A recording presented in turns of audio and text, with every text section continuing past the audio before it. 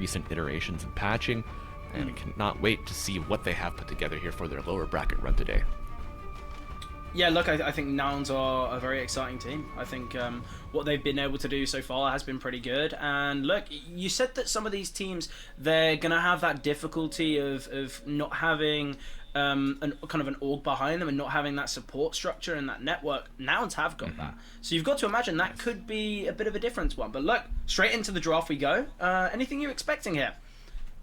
Was not necessarily expecting the Dynamo ban, but you know, Singularity, one of the end-all, be-all team fight ultimates.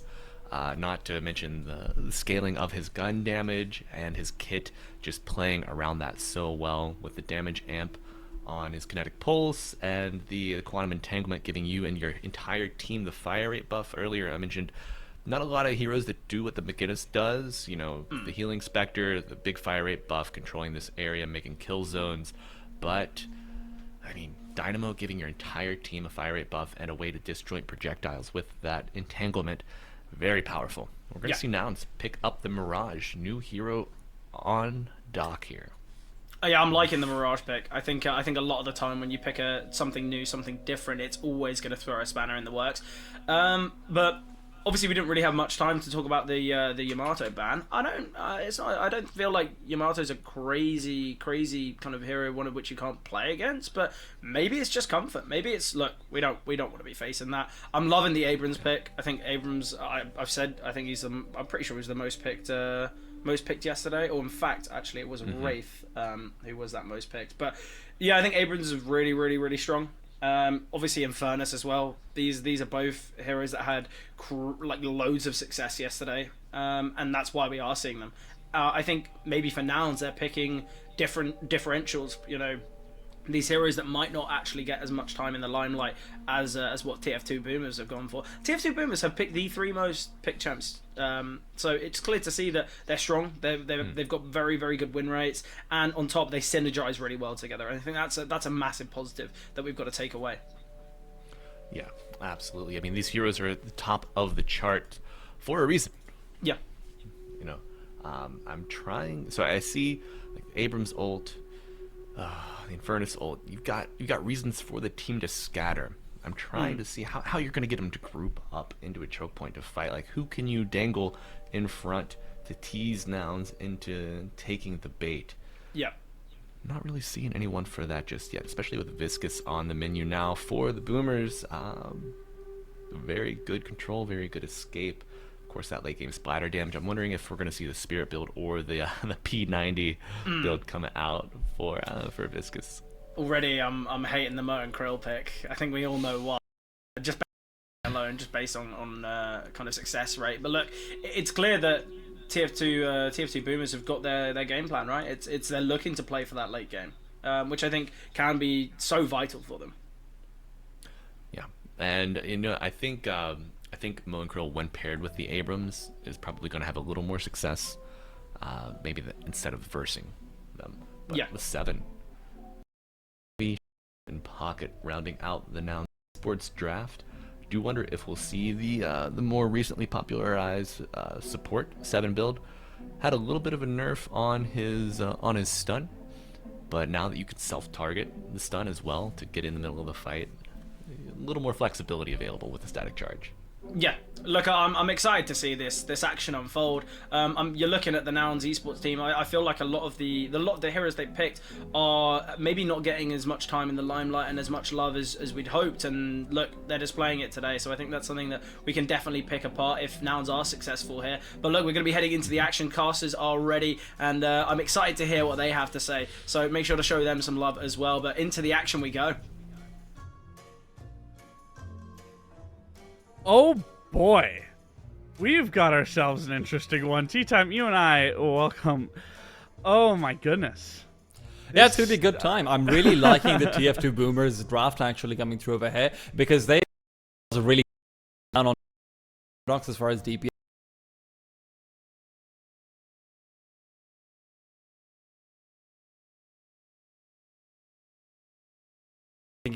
Be a carry. You could be the carry. You need souls. You need souls. You need. Oh my goodness, everything's going wrong here. It's a very interesting split between. We're talking about the TF2. They're very much focused on this, right, and trying to just players out, and for Nouns they've gone very much the rat focus in players that are just super hard to kind of lock down and keep kind of individual. So I think it's going to be really weird to see how things kind of play out in these sort of team fights, because when you have players like Calvin or somebody like Shiv and Pocket who can just have a lot of just this escape and being able to have a lot of mobility, it can be a really big problem. Yeah, I mean, you're looking at a team that wants to fight messy and dirty compared to another team that's got, some very tanky frontliners in the Moen Creel, in the Abrams, in the Viscous, right? You've got basically every tank in the game on your side. And then you see the fact that Nouns actually removing the dynamo themselves. Have actually been a really good saving grace for them, because they don't really have a save hero other than Ivy's ultimate. So, you're going to be expecting to see a lot of curses being built early on the TF2 side, maybe even some early silences being prioritized in that regards. And that's where the pick-off potential is still pretty good on TF2, actually, funnily enough, because you've got that Wraith, you've got that Infernos, you've got some really high mobility heroes who can actually come through over there as well. So it's not like they don't have chase. Oh, yeah, absolutely. And I mean, that's something to really think about as well as we kind of get into the game and as things evolve, is that if we get to this late game, Infernus can be such a big problem, right? Especially if he gets to one of those tier 4 items like escalating exposure with his burn, it stacks up and it is just a monster problem to deal with. And I think for this early laning phase, it's going to be a big problem for Nouns, especially when TF2, they're just gonna be able to just kind of run at them and bully them in their lane. Yeah. I mean, the big thing for me, it really comes down towards how exactly the Wraith lane goes Kelvin in the match, right? Because obviously Viscous is going to be giving you a little bit more of that defensive capability as well, giving you a bit of save as well. But really, Wraith wants to get off to a good start, maybe even go for the Temu build where he's going for the early Shadow Weave. But that's obviously a little bit more snowball-y. It's a little bit more reliant on farm, where it feels like the first 8,000 souls or so that you have feel a little bit more fake, if you know what I mean, because your first big item is 6,300.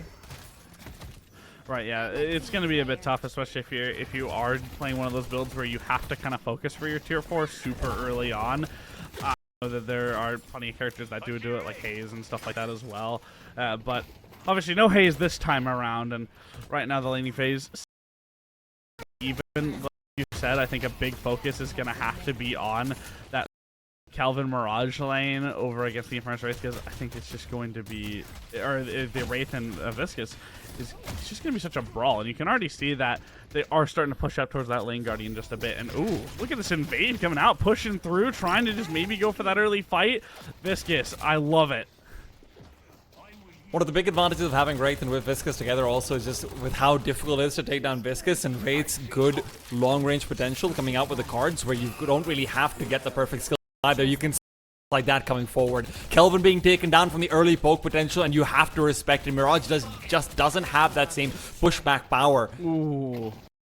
Yeah, and immediately just getting melted down to about half HP in just moments here, and you can see this sort of the slide stepping there over, just because Wraith is just able to just continue to send bullets down range, just racking up that damage. Kind of switching things over. We what is up against the Shiv, and again, it's just more problems here, especially for Shiv. I mean, Shiv with his dagger dash will be at least a bit able to kind of avoid things, although. And now, couldn't be going the early fight, ultimately is seemingly going to be able to get away with this. I don't think he should be facing too many more problems there, as he does retreat back behind the Guardian. I mean, you're just seeing TF2 just really being able to take it to them early on in the laning phase, but still, Shiv's doing a decent enough job of getting some farm out for himself. You will see the ultimates coming out earlier on for the TF2 side, but what are they really going to be looking to do? That kill potential looks like it should just be maintained in both the Paradox and the Wraith lanes, but Wraith now, once again forcing back Mirage. Bungus is forced away, and the cards are just making life hell on earth for him right now. Yeah, 3 cards down there, and you can just see the impact that it has as well. Now, overall, I'd say, at least for Mirage, not going to be so affected. Although, yeah, I mean, they are down by about 900 souls, and you can see that, Four decided to go for a change in the setup. They pulled Nouns over. you know, towards Seven and Ivy to just kind of assist a little bit here, while Mo and Curl was kind of back buying for items. But it definitely looks like that right now. It is going to. That goo ball is so frustrating. Wraith, though, for now, as he is moving backwards, has to be careful. There will be the ultimate use early on, and that kill is found before it can even commit. Now, in the meanwhile, the Visca's has been allowed to get the ball out, and that's where Mirage will also fall. Any attempts to try and initiate are turned around upon a bit too quick with this lane. Yeah, great first fight coming out there from Viscous and Wraith, and, you know, I mean, I respect the there for just trying to get up in their face and, you know, essentially trying to freeze out and isolate the Wraith. But ultimately, once that chain starts flying towards you, you just have to run and try and get away as quickly as you can. And I mean, they just get shut down for it. And so immediately, that's another fight just kind of going the way of that sort of Greenwich lane, and it's going to make it a bit more difficult for the early side. Pocket's also being kept low consistently, so he's going to be having a very hard time if he wants to rotate over as well, which makes it so this lead that they're getting is going to be extended even more so. But Pocket might even end up going down over here. More and Krill in pursuit, Pocket forced away, and it should be the Paradox to take this kill home. Yes, it is. Yeah, and a big part of that as well is that Paradox should actually come in and gank, assisting that Mo and Krill, and that's a Guardian down. I think I want to say probably the first of this game so far is that Guardian going down over on Pink Lane? I just sometimes it's the lane. That's what matters. It's the lane. It's the lane. And so far, so good here for the TF2 Boomers. Although, mainly, Nouns folks going to have to be a bit more towards that mid-late game. The problem with losing a Guardian this early as well, because of these good ganks, is that heroes like Mo and Krill can keep you away from the jungle very effectively. Meanwhile, there's that swap. There's that gone, and Inferno as well. He's out of there as well. Great play coming out. That Paradoxal, there it is. That's exactly what you like. And here we go. That Guardian lane. It's not going slowly here. They've already taken about half that HP just after winning out that one fight. Now they're going to be forced to back away a little bit here. Seven is back in lane. Same with Ivy, and they are starting to chase things down. Infernus could be at risk here and does go down. Ivy just going to be backing away with her ultimate, escaping there from the Mo and Krill. And it looks like things will cool off a little bit here, but it's a 2-for-0 trade after that initial fight where they lose out on Seven. And so overall, a good fight there for Nouns. That's a great rotation coming through from the Pocket. It's exactly what he's been looking for a couple of times over now, but with the help of Mirage and his ultimate as well, you can turn any exchange into a 3 versus 2, sure, but making it to a 4v2 with the Pocket's assistance means that the Mo and Krill can't back off either. A huge amount of commitment could be what helps them get back into it, but no, it's still Benji in hot pursuit. The glass dome comes through, and the snow cone means that there's no way for this Wraith to try and go in. Oh, and look at this. Kelvin's going in for it, too. He really wants to find that kill. Ultimately just forced away. But that's just a smart play on the ultimate, right? Just using it to keep that Wraith ult away. Make sure that it can't come through and lock him in place. Because Kelvin's very important to just stay alive. That's got to be his ultimate goal, is just staying alive, not going down. Sure, you'll have to sacrifice the lane guardian for it. And that's essentially what happens. So another, just 2 out of 4 there towards that first flex slot for TF2 Boomers. And they're starting to make some steady progress. And I think overall, I'm kind of interested in to see what's happening over with Shiv and Abrams, because it's a bit of a brutal one right now. As I think it's actually 3 Guardians down for Nouns. Looks like that first flex slot's going to come through before they've got any need for it. All in the meanwhile, though, Wraith has to be careful. He's just trying to keep them away from their own jungle, but here comes the Viscous, and that's the quick little finisher. Meanwhile, still a fight going on in the third lane. Yeah, we see plenty of fights going on right now, and I see Paradox is heading over, and here we go. Seven just trying to lock things down. Good assist to take down Mo and Krill, and you can start to see that for TF2 Boomers, they're going for a bit more of that jungle evade, and that can mean some problems here for Nouns, especially if Wraith is doing the jungle invading, because she can just shred down these camps so quickly, especially in the tier 2, and that means just a bunch of extra souls being taken, and that can mean a lot of problems. Can we take a look at Wraith and see what exactly the items are looking like in a second? Because I want to see, because he's got 8k like now on himself. I want to see what build he's going for. Wraith's obviously a hero with so much flexibility in terms of what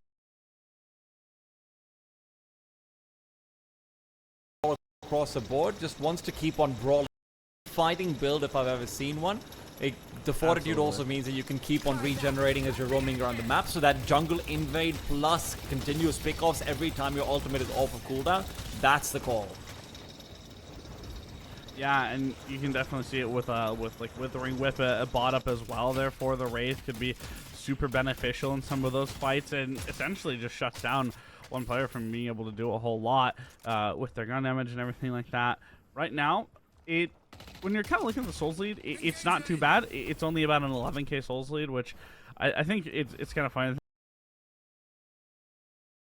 Isn't that at 10 minutes is kind of a big deal? Yeah, though, yeah. you know? At 10 minutes, it's not great, but there is still room for improvement and recovery, right?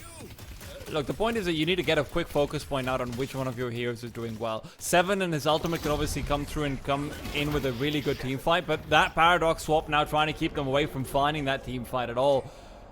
It is good grouping from TF2 Boomers, making sure they're never going to be really liable to that big electric zappy boy, but meanwhile, Mirage is feeling a little bit uncomfortable. Oh, here comes the fight, though. Seven wants to try and work and take down Viscous, but Viscous has essentially been able to tank all that damage with the Spirit Shield, and ultimately Viscous now is kind of going on the hunt here. Seven trying to get away, but no! The fist coming out from the ground there. It's Viscous to finish that one off, and they're already starting to work on this Walker here. Blue lane under a lot of pressure, and there it is. First Walker down at 10 minutes and 38 seconds is a huge bonus there for the TF2 Boomers. This is getting rougher and rougher. Lockjaw's pocket, of course, was able to help the one kill that they actually found at some point earlier on. Well, not the one kill, but the one team fight win that they actually found earlier on. And with the urns not coming through, it does feel like you need just some sort of a desperate win to come out so you can have a 6v4 urn engagement and try and get that comeback souls in that regards. Without that, it becomes a little bit more difficult to actually get anything going for yourself. But no, that urn's going to be in pursuit of delivery. If you want to fight, now is the time before the urn gets close, before they're able to drop it, transition into a proper full-on team fight. Otherwise, Nouns feel like they might just be forfeiting the urn for no reason.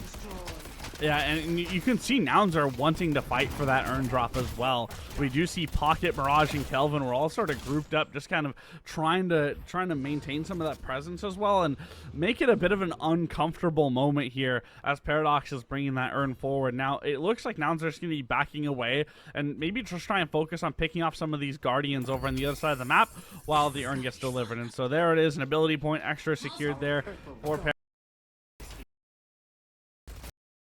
Just add on to these souls. Now a 20k soul lead at 12 minutes. Start to get real worried here if you're Nouns. Yeah, things going from bad to worse.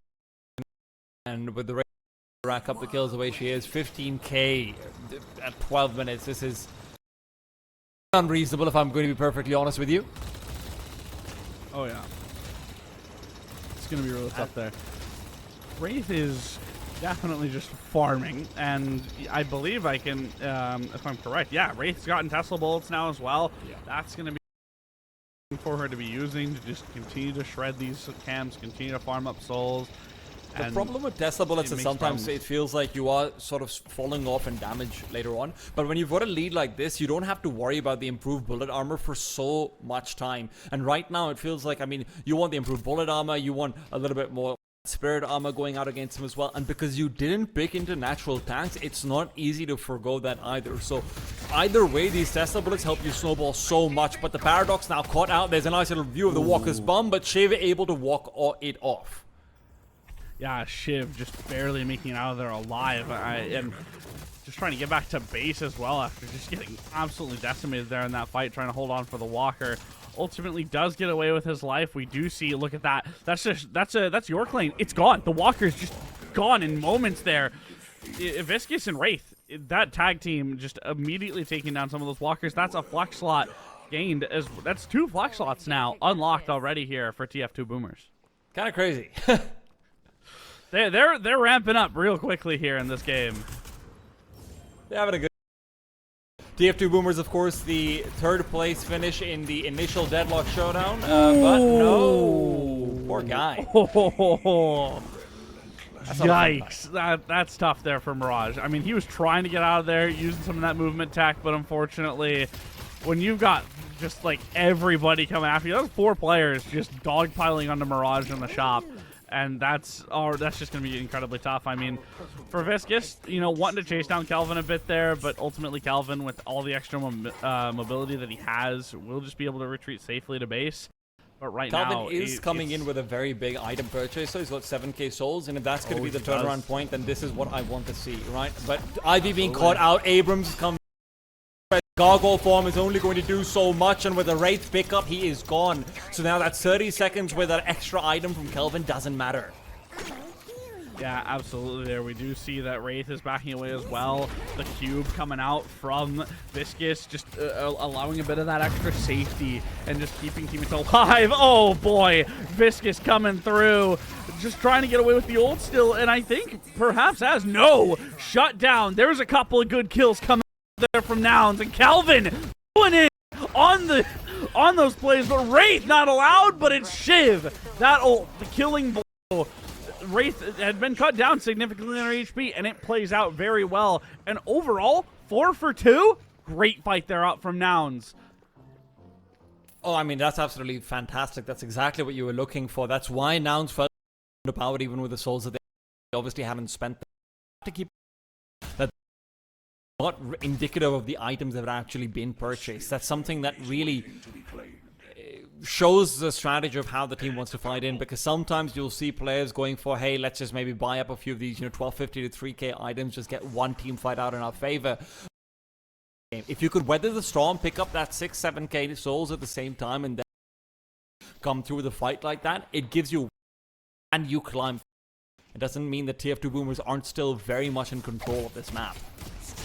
Yeah, I think a big part, though, for Nouns is that if they can essentially just outlast some of the ultimates that TF2 Boomers have in play right now, that could be their ticket to victory in this game, because a lot of the crowd control that, TF2 Boomers has is with those ultimates, right? Infernus's Combustion, Wraith's Chain Pickup, Paradox's Swap, and Abrams and everything. A lot of these are just, ult-based CC, whereas if you look at somebody like Seven or Ivy, or even Kelvin to a bit of a degree there, a lot of those kind of movement slows and CC comes a lot down to some of those primary abilities instead of the ultimates.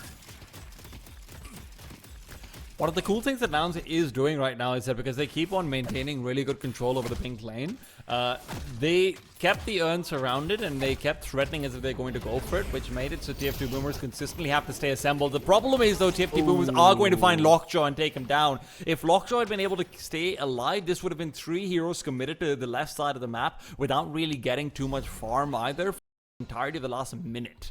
Unfortunately, that pocket kill makes it very worth it, and Kelvin might be the next victim. Yeah, Kelvin could definitely become a victim here, and it absolutely will be. Kelvin getting caught out trying to extend up on blue lane, and so earn delivery is a bit of a question mark here, although we do see that Shiv is taking definitely the long way. But look at this mid-boss fight. They're already going for it. They realize that it's too dead here. For Nouns, they're not going to really want to try and contest on this one, or are they? We do see Mirage and Ivy are both kind of waiting in the wings. There could be something to happen here. Ivy's going in. We do see that Mirage has used the ultimate, and the ult, it's still that rejuve getting taken there by TF2 Boomers, but ultimately, at least a decent attempt there to try and steal things away, and doesn't look like they've lost anything for it apart from the Ivy. It's very tempting to go for the boost, but to be honest, that's a really damning play for them, because your trade was going to be, hey, we're getting the Urn Walker, and we're actually getting to farm up most of the bottom left corner of the map as well as some of the right side of it, push out some more of our lanes. When your Ivy now loses, you can immediately transition this rejuve forward into setting up for a really good fight around that last Walker that is still available out on green lane. So TF2 Boomers will elect for now not to do so. I thought they might, because the jungle is largely cleared out, and then it's really good to actually set up for a quick fight before the, Kelvin and everyone can get in position to try and counter-initiate, but maybe not. Yeah, I think right now we do see that Wraith is essentially just kind of perhaps clearing out some of this farm over in jungle, and here it comes. The first, I think, real big team fight that we're going to be seeing here in about 18 minutes, and there's only a 10k souls difference, so overall, relatively even, but Kelvin gets caught. Paradox with the ult, swaps it over, stuns Kelvin down, and locks it in. So now it's that giving this one up, considering that they don't have Kelvin and all that he can offer in some of those team fights. It's gonna mean at first the Walker's gone, the flex slot's open, and Mirage just decimated there by the entirety of TF2 Boomers. It's already the base Guardians. They're gonna be taken down, and this is gonna be incredibly difficult here as the base starts to open up. Oh wait. What's gonna happen here? Viscous and Abrams both down. Everyone else is very low as well. That's exactly what I was looking for with the bomb. If he's able to find the Paradox, this could be a good little snipe as well. Remember, you want to finish all that reshoot. Ivy's found them. They're going to go on. Paradox trying to return fire, but the gargoyle form will keep it away. Still, everyone's low, but not gone. All 4 of the players alive on the TF2 Boomers side have no HP whatsoever. And now finally you can get a finisher, but it's only the Moan Krill. It's not the big carries. It's not the Wraith. It's not the 4-kill streak on the Paradox that you can take away. Yeah, I mean, good fight return there to at least kind of trade things back out, and it has essentially continued to chip away at that Souls lead that Nouns has been working at building back into there. I mean, it's only about 6,000 souls now, 6 or 7,000 souls the difference here between the two teams, where we're about 8-10 minutes ago, we were seeing a 20k souls lead. So overall, this is a much better look, but we do still see the TF2 Boomers. They want to go in for the base. Ivy gonna get caught now. That's a great coming out, and so I think here for TF2 Boomers, they're going to be given that opportunity to open up the base here.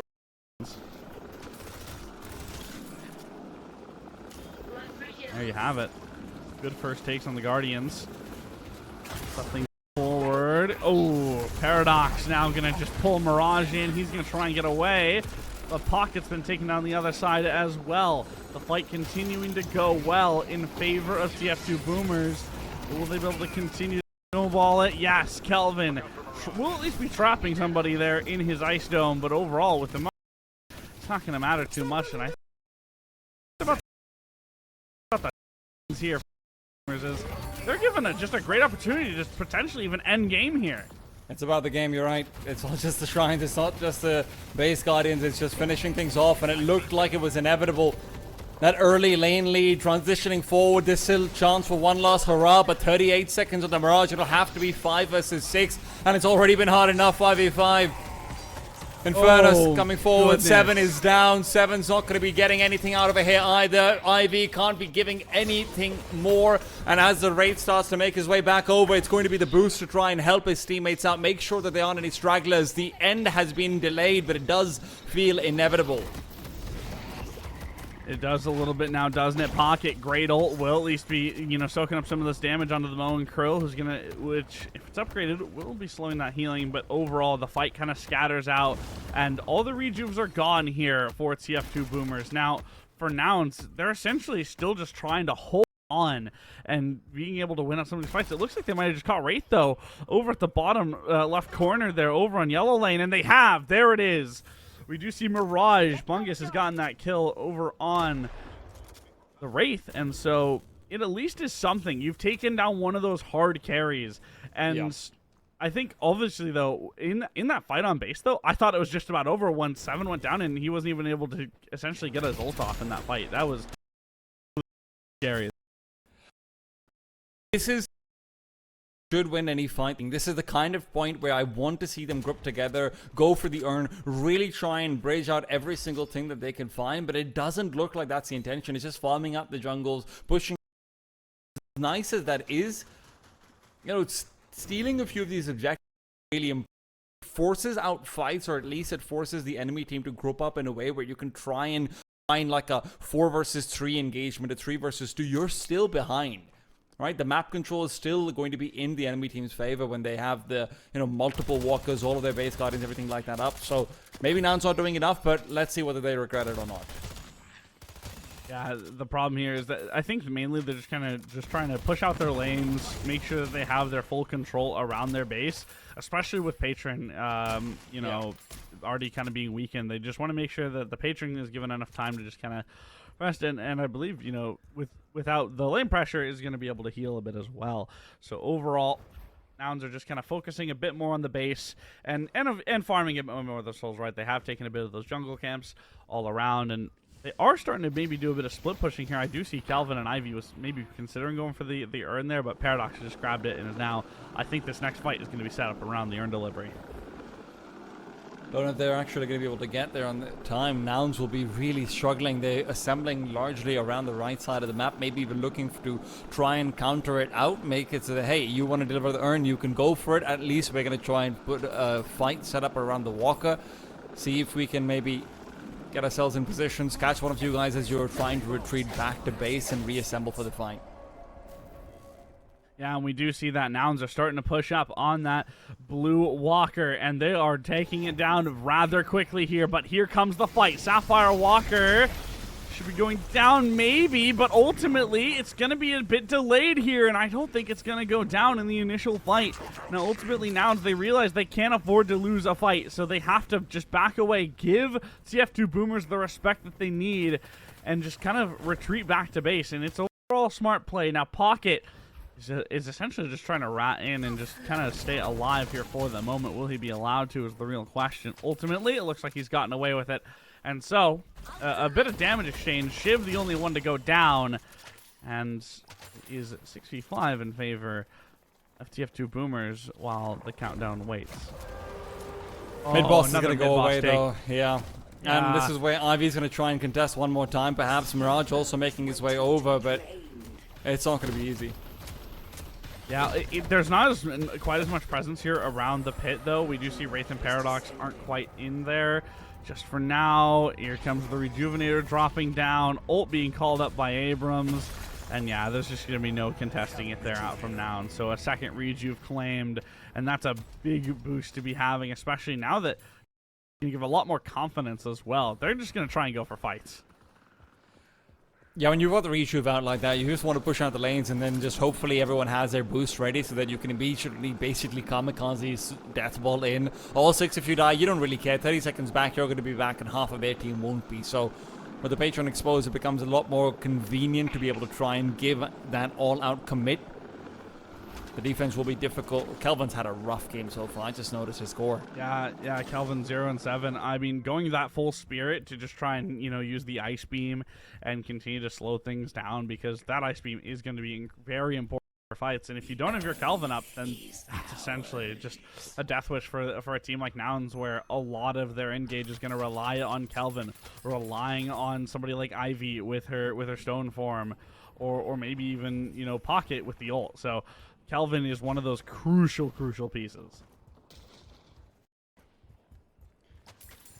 I really do want to commend now Boink on the Viscous as well. He's living up to his name. He's been so elusive and he's been so difficult to get to. Sure, you can get the kills on him at times, but the fact that he continues to get these really good clutch cubes out onto the Wraith, you get about 4 more cards per team fight if your Wraith is able to survive like that and they're forced to focus their aim away elsewhere. It's just that sustained fight damage that Viscous is giving through his teammates rather than anything else. Now, though, can Nouns defend?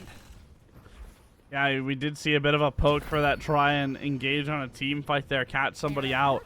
Wraith still waiting on potentially going for an ult here shortly. She does have it available, but with all these ults available for Nouns, their main, like we were saying a bit earlier, they have to just try and stay alive and just back away. We do see Paradox has gone for that swap, and look at that, Kelvin caught in the open and down. That's the first kill. Mirage now getting chipped away. Shiv going in for the fight as well. And this is essentially what it's going to have to be as this unfolds. Shiv caught dead in the ground. And so a 6v4 as it's left to Ivy, Pocket, 7, and Mirage to make it happen. But the Patron is transforming, going to its weakened state.